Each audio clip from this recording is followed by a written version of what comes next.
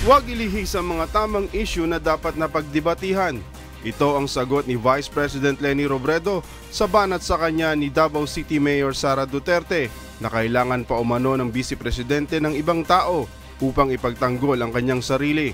Ayokong pumasok sa isang usapan na una, dala ng init ng ulo, pangalawa, may insultuhan, pangatlo, parang masama yung pananalita kasi wala naman tayong mapapala dyan.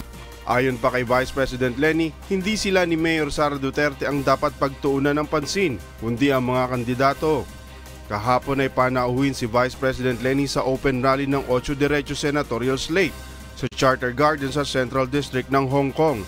Sinuyo ng 5 kandidato ng oposisyon ang mga OFW dito sa kanilang 2 araw na pangangampanya.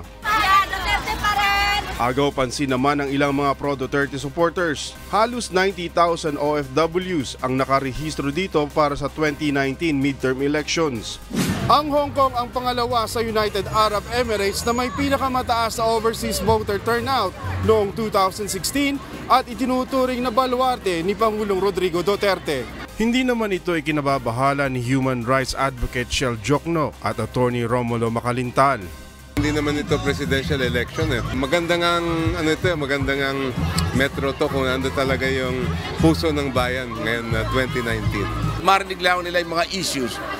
Ako'y naniniwala na makukuha namin ang kanilang mga boto. I'm very, very confident on this. Para naman kay Vice President Leni Robredo, hindi pa huli ang lahat upang tumaas pa sa mga survey ang mga kandidato ng 8 Diretso at ang panunuyo nito sa mga OFWs dito. Sa akin, whatever it takes na tama, basta tamang paraan, gagawin namin. Then, bahala maghusga yung tao. Siguro, it would have been better if we did it earlier. Ito ang una at huling kampanya sa abroad ng 8 Diretso dahil lubha umano itong magastos para sa partido. Ferdy Petalio, UNTV News and Rescue, Hong Kong.